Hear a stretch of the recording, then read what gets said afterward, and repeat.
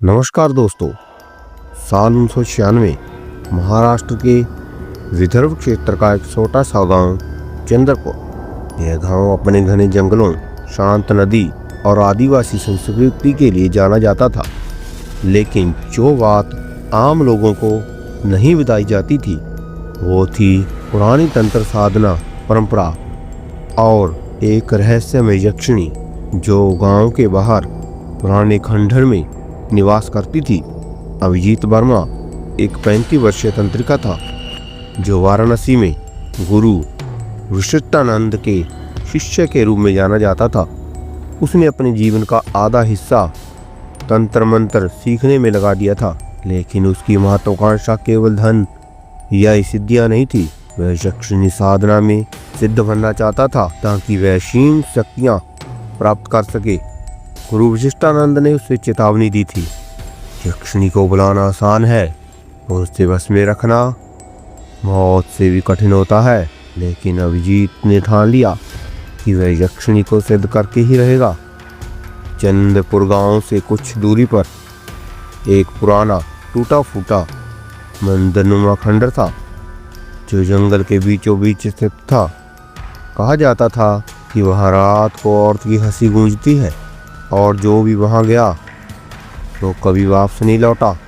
गांव वालों के अनुसार यह खंडर कवि तंत्रिका द्वारा यक्षिणी की पूजा हेतु बनाया गया था, लेकिन उस तंत्रिका की रहस्यमयी मौत के बाद वहां अजीब घटनाएं घटने लगी।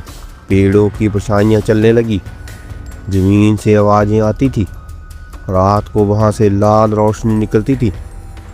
अभिजीत गांव पहुंचा और एक स्थानीय आदिवासी तंत्रिका भीमा से मिला जो यक्षिणी साधना की परंपराओं को जानता था। भीमा भाभा ने कहा, तेरी आत्मा मजबूत है, लेकिन यक्षिणी को बुलाने से पहले खुद को मारना पड़ता है अंदर से। अभिजीत ने हफ्तों तक उपवास किया, जंगल में तपस्या की और फिर शुरू की यक्षिणी साधना की रातें। अमावस की रात थी।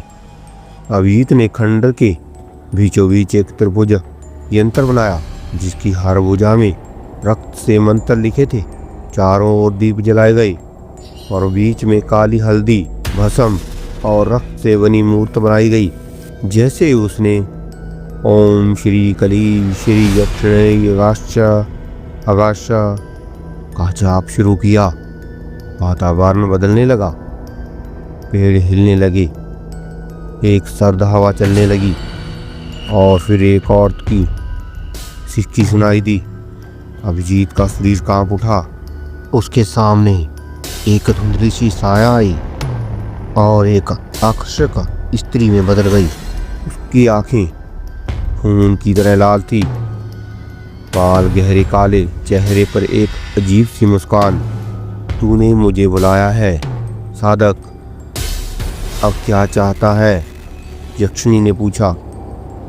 अभिजीत ने कहा कि वह उसे सिद्ध करना चाहता है, उसकी सेवाएं चाहता है। यक्षिणी मुस्कुराई और बोली, हर इच्छा की कीमत होती है। क्या तू अपने मन की सबसे प्यारी चीज कुर्बान कर सकता है? अभिजीत ने तुरंत अपनी दाहिनी कलाई की नस काट दी और खून से यंत्र को स्नान कराया। यक्षिणी प्रसन्न हुई और बोली, 7 रातों तक साधना कर, लेकिन एक गलती और मैं तुझे खा जाऊंगी। हर रात अभिजीत साधना करता और यक्षिणी उसे और गहरे रहस्यों में ले जाती। उसे सपनों में भविष्य दिखाई देता और मृत आत्माओं से बात करवाती। एक बार तो उसे अपने असली रूप भी दिखाया, जिसमें मैं सांपों से लिपटी अर्धनग्न अवस्था में थी। उन्हें एक राक्षस का रूप दिखाया। अभिजीत को धीरे धीरे अपने शरीर में बदलाव महसूस होने लगी। उसकी आंखें रात में चमकने लगी। उसे इंसानों की बातें बिना बोले समझाने लगी। सबसे भयानक बात, वह आत्माओं को देख सकता था। 7वीं रात को यक्षिणी ने कहा, अब तू मुझे सिद्ध कर चुका है, लेकिन अब तुझे मेरी एक अंतिम परीक्षा देनी होगी। अभिजीत को कहा गया कि उसे अपने गुरु वशिष्ठानंद की बलि देनी होगी। यह सुनकर अभिजीत दहशत में आ गया, लेकिन यक्षिणी ने धमकाया, यह तो बलि दे, यह तेरा शरीर मेरा निवास बन जाएगा। अभिजीत वाराणसी लौटा और गुरु जी के पास गया, लेकिन वह उन्हें मार नहीं सका।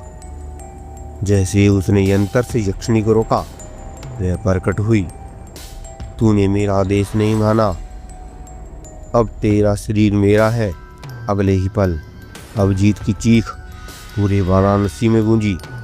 उसकी आंखें जल गई, शरीर नीला पड़ गया और मुंह से खून बहने लगा। उसकी आत्मा यंत्र में समा गई और यक्षिणी मुक्त हो गई। आज भी चंद्रपुर के खंडहर में लोग जाने से डरते हैं। कई लोगों ने वहाँ एक लाल आंखों वाली औरत को देखा है, जो कभी हंसती है, कभी रोती है, और हर अमावास को वहाँ से एक आवाज़ आती है, ओम श्री करी श्री यक्षिणी गश गश। यक्षिणी साधना कोई खेल नहीं है आत्मा श्री चेतना को निगल जाने वाली प्रक्रिया है। अभिजीत जैसे हजारों साधक आज भी लापता हैं। कुछ कहते हैं उन्होंने यक्षिणी को सिद्ध किया है, और कुछ कहते हैं कि अब वो खुद यक्षिणी के सेवक हैं, अदृश्य, अनदेखे और हमेशा भूखे। क्या आप चाहेंगे कि मैं अगली कहानी किसी और तंत्रिका, साधना या प्रेत आत्मा पर बनाऊं?